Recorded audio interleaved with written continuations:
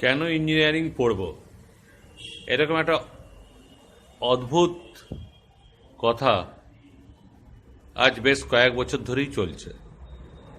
আমি বাঁকুড়া ইঞ্জিনিয়ারিং কলেজের চেয়ারম্যান। আমিও লক্ষ্য করছি যে ইঞ্জিনিয়ারিং পড়ানোর বিষয়ে ছাত্র সমাজ এবং সাথে সাথে অভিভাবকদের একটা অনীহা। কিন্তু কেন এই অনীহা? খুব দুঃখজনক হলেও এবং আমাদের খুব চিন্তা করতে হবে যে IIT, NIT, Shibpur engineering college, Jadavpur engineering college, এছাড়া সরকারি বেসরকারি ইঞ্জিনিয়ারিং কলেজগুলোতে সিট আসন ফাঁকা থাকছে। কেন ফাঁকা থাকছে? যে একটা ধারণা গড়ে উঠেছে যে ইঞ্জিনিয়ারিং পড়লে কোনো কিছুই হবে না, কোনো চাকরি হবে না, কোনো কর্মসংস্থান হবে না। এই একটা অদ্ভুত মানসিকতা গড়ে উঠছে, যেটা কিন্তু আমাদের সমাজের পক্ষে, দেশের পক্ষে কোনোটাই ভালো না।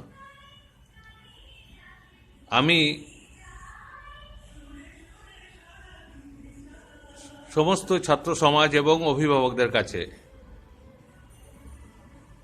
আরেকবার অনুরোধ করছি যে একটু তলিয়ে ভাবতে। যদি ইঞ্জিনিয়ারিং না পড়ে তাহলে কি পড়বে? জেনারেল লাইনে পড়বে। একটি ছেলেকে জেনারেল লাইনে বিএ, বিএসসি, এমএ, এমএসসি 5 বছর, তারপরে যদি শিক্ষকতা লাইনে যায় তাহলে বিএড আরও 2 বছর, তার রেজাল্ট বেরোনো, এসব নিয়ে 8 বছর 9 বছর অপেক্ষা করতে হবে কোনো একটা চাকরি পাওয়ার যোগ্যতা সম্পন্নভাবে নিজেকে তৈরি করা।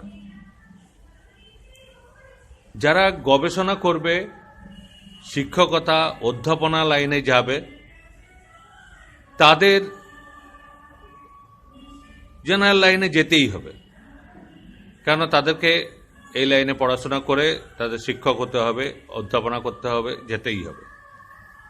কিন্তু যারা অন্য কর্মসংস্থানে যেতে আগ্রহী, তাদেরকে কিন্তু ভেবে দেখতে হবে যে আমি এই 7 বছর 8 বছর পড়াশোনা করার পরে আমার হাতে কতখানি স্কোপ বা আমার সামনে কতখানি স্কোপ আসছে। একটা ছেলেকে যদি সাধারণ লাইনে পড়তে হয় তাহলে তার 7 থেকে 8 বছর লাগে সে একটা কোনো জায়গায় চাকরির মতো সুযোগে। বিএসসি 3 বছর, এমএসসি 2 বছর, বিএড আরও 2 বছর, তারপরে তার রেজাল্ট বেরোলো। আর আমরা বেশ কয়েক বছর ধরেই লক্ষ্য করছি যে স্কুলের চাকরি যে কটা বেরোচ্ছে বিভিন্ন কারণে সরকারি বেসরকারি কোর্ট কাছারিতে আটকে আছে, ছেলেরা ঘুরে বেড়াচ্ছে। আর এই জেনারেল লাইনে কি চাকরি হচ্ছে পড়াশোনায়? তাহলে আমরা কি দেখতে পাচ্ছি যে গ্রুপ ডির পরীক্ষায় কয়েকশো মাত্র পদ, লক্ষ লক্ষ ছেলে, তার মধ্যে বিএসসি আছে, এমএসসি আছে, স্নাতকোত্তর আছে, তারা সমস্তই অ্যাপ্লাই করছে সামান্য একটা গ্রুপ ডি পরীক্ষার জন্য। তাহলে কি ভয়াবহ চিত্র জেনারেল লাইনে। আর একটা বিটেক পাস করতে লাগে 4 বছর। এই 4 বছর পরে একটি ছাত্র বা ছাত্রী তৈরি হয়ে যায় চাকরির জগতে। তার সামনে অনেকগুলো রাস্তা খোলা। এগুলো হয়তো ঠিক মতন ধ্যান ধারণা নেই, কেন সে তো চাকরি করবে, সে তো কোনো একটা জীবনে প্রতিষ্ঠিত হওয়ার জন্য কর্মসংস্থানের বিষয়ে সে খোঁজ নেবে। সে যদি হায়ার স্টাডিজে যায় যেতে পারে, এমটেক করতে পারে, পিএইচডি করতে পারে, অধ্যাপনা করতে পারে, গবেষণা করতে পারে। কিন্তু শুধুমাত্র যদি চাকরি করতে চায় তাহলে 4 বছর পরেই সে কিন্তু তৈরি হয়ে যাচ্ছে। আমরা দেখেছি কি, আমার নিজের অভিজ্ঞতায় দেখেছি যে 4 বছরের বিটেক পাস করার পরে একটা ছেলের সামনে বা একটা মেয়ের সামনে অনেকগুলো রাস্তা খুলে যাচ্ছে। সে যদি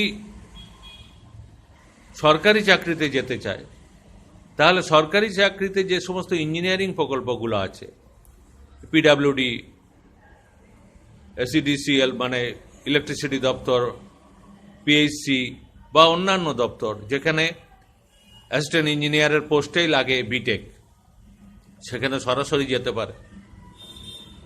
এছাড়া সরকারি বিভিন্ন অফিসারের পদে সে পরীক্ষা দিতে পারে, যেখানে একজন স্নাতক হলেই দিতে পারে, সে ইঞ্জিনিয়ারিং গ্র্যাজুয়েট হোক আর সাধারণ গ্র্যাজুয়েট হোক, দুজনেই পরীক্ষায় বসতে পারে। এছাড়া ব্যাংক, বিমা, এগুলোতে এখন প্রচুর লোক ঢুকছে। অনেকের ভাবনা যে ইঞ্জিনিয়ারিং পড়ে আমি ব্যাংকে যাব কেন, এটাও কিন্তু সঠিক ভাবনা নয়। আমি নিজে দীর্ঘ 40 বছর ব্যাংকে চাকরি করেছি। এখন যে সমস্ত ব্যাংকে আমি যাই, যে সমস্ত ব্রাঞ্চে যাই, দেখি সব জায়গায় বিটেক এমটেক ছেলেমেয়েরা আছে, কাজ করছে। কেন বিটেক ছেলেদের ব্যাংকগুলো বা বিমা শিল্প নিয়ে নিচ্ছে, এটা একটু ভাবতে হবে। যদি কম্পিউটার সায়েন্স বা ইলেকট্রনিক্স বা এই জাতীয় সাবজেক্টে কেউ ইঞ্জিনিয়ার হয়, তাদের যেমন ব্যাংকে কদর আছে, সেরকম সিভিল, মেকানিক্যাল ইঞ্জিনিয়ারদেরও, ইলেকট্রিক্যাল ইঞ্জিনিয়ারদেরও কদর আছে।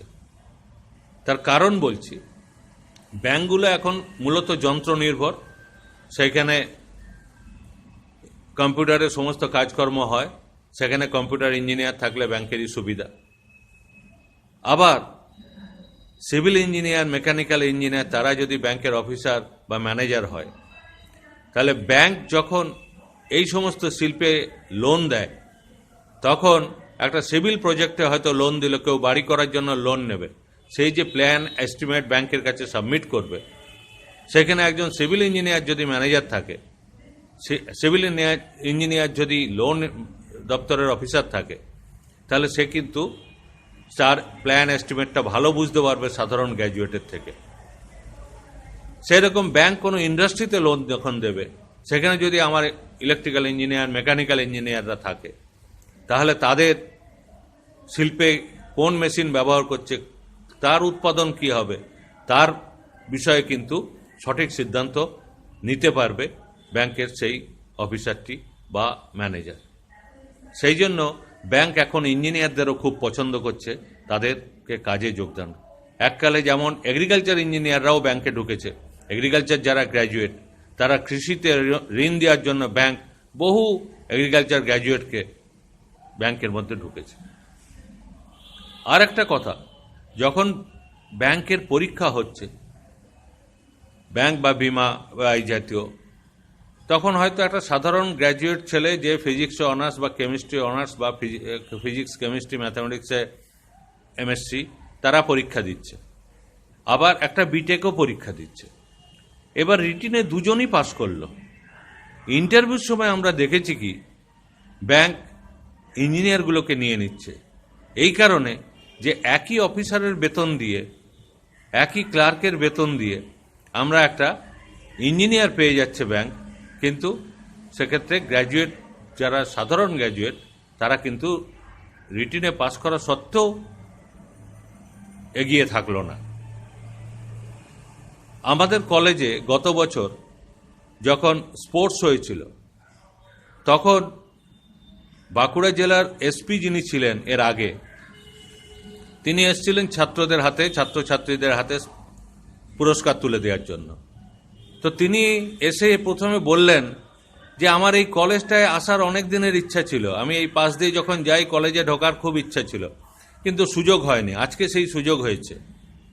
আমি প্রফেশনালি একজন ইঞ্জিনিয়ার, উনি, আমরা জানতাম না উনি নিজে একজন কম্পিউটার ইঞ্জিনিয়ার। আমরা ছেলেদের বললাম, দেখো উনি একজন বিটেক ইঞ্জিনিয়ার হয়ে আজকে আইপিএস হয়েছেন, তাহলে একজন বিটেক পাস করে আইপিএস, আইএএস, ডব্লিউবিসিএস, এসএসসি দিয়ে, গভর্নমেন্টের স্টাফ পিএসসি দিয়ে যে সমস্ত অফিসারের পোস্ট, সেগুলোতে যেতে পারবে, ব্যাংক, বিমাতে যেতে পারবে, বিভিন্ন শিল্পে যেতে পারবে, তথ্য প্রযুক্তি শিল্প বা অন্যান্য জায়গায়।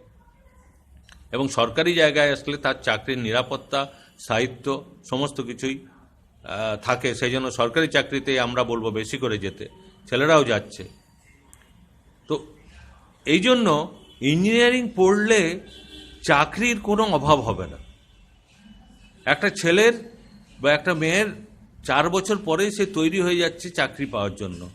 এবং সে নিজেকে 4 বছর পরেই চাকরির জন্য প্রতিষ্ঠিত করতে পারবে, কিন্তু সাধারণ লাইনে পড়ে কিন্তু সে পারবে না। আমি দেখেছি যে আমারই ঘরে আমারই ছোট বোনের দুটি মেয়েই হায়ার সেকেন্ডারিতে খুব ভালো রেজাল্ট করেছে, 85%-এর উপরে। দুজনেই পড়াশোনায় খুব ভালো। বড় মেয়েটি, তার জ্যাঠামশাই শিবপুর ইঞ্জিনিয়ারিং কলেজের সিভিলের অধ্যাপক, সে জ্যাঠামশাইয়ের ভক্ত। সে বলল আমি সিভিল ইঞ্জিনিয়ারিং পড়ব। সে সিভিল ইঞ্জিনিয়ারিং পড়ল, পাস করলো, এবং পাস করার সঙ্গে সঙ্গে, পাস করেনি তখনও রেজাল্ট বেরোয়নি, সে বাঁকুড়া জেলা পরিষদে অ্যাসিস্ট্যান্ট ইঞ্জিনিয়ারের পোস্টে চাকরি করছে।